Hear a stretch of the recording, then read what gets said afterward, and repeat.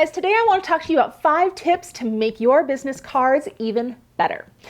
First of all, business cards are quite possibly the most important piece of collateral you have as a business, or at least in print. So when you're out networking, meeting random people, if you're at the grocery store, the one thing you're generally going to have on you is your business card. So in a lot of cases, it is the only chance you have to make that first impression. So make it a good one. And quite honestly, a lot of the business cards I see are pretty flippin' boring. So use some creativity. Create something that shows your company who you are, what you do. Make it compelling. You want people to look at your card and say, wow, they put a lot of effort into that, because it stands out more. If your client is going to a networking event, they're going home with a stack of cards this big. I think we've all had that happen. But so often you'll have all these cards that are really boring, and you have that like 1 or 2 that just stand out. And they are amazing. You sit there and stare at those. So those cards are going to stay in your mind a lot more. So let's look at some basic things you can do to make your business cards better. Number 1, let imagery do more of the talking versus words.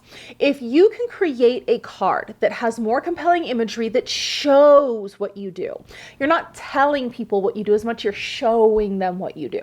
So find imagery. Custom stuff is always best, obviously, because no one else is going to use it and you can make sure it is perfect for you. If you are starting out and you just don't have that budget, that's fine. At least find something that's not used as much and that works really well for the feel of your company.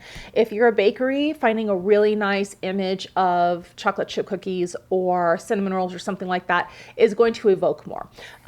If you're a bakery and you have one of the stock business cards that you just add your information to, and it's like a paint splatter, that isn't giving people any feel of who you are and what you do.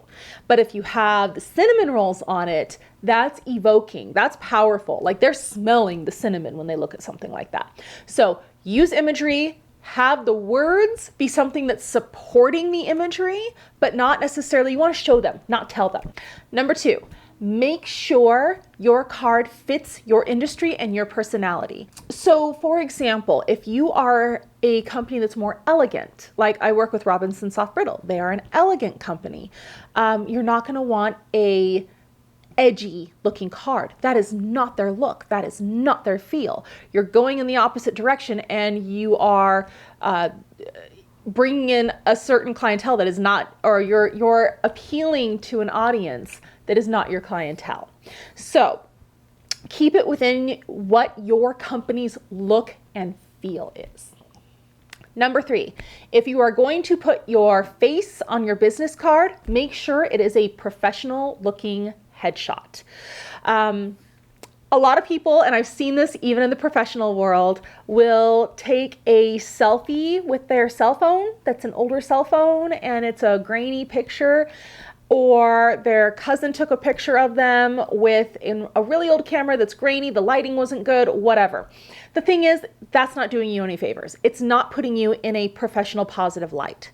So you may be smiling, you may think you look happy, there may be sentimental attachments to the image, but that doesn't necessarily mean you want that on your business card. Have something professional. And if you cannot afford to go get professional headshots done, I mean, if you're just getting your business started, then you can go the selfie route, but you need to have at least something decent quality. So you want to set it up, put your makeup on, do a ton of pictures. I have a video on how to do better headshots when you need to do them yourself. Take a look at that, but just do yourself a favor, make sure your images look good.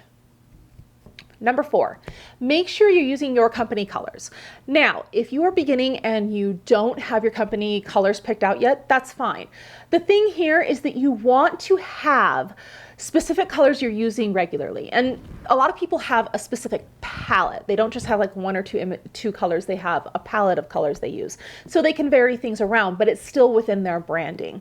If you are aiming for purples as your color, but then suddenly you're doing orange on your business card, you're not sticking within your specific look or feel. So make sure you're sticking with your specific brand colors when you are doing this. Okay, number 5, and this one's actually really important. Make sure the fonts you use on your card are readable. Now, I love fancy, fun fonts, but they need to be readable to your audience. When you're doing something too outlandish, you're not doing yourself any favors because no one can read it. You don't want any confusion in what you are saying.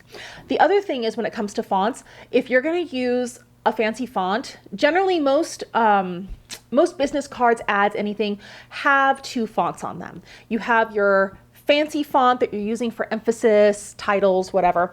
And then you're going to have your other font that you use for all your other verbiage on it. So pick one. You don't want a lot of crazy fonts.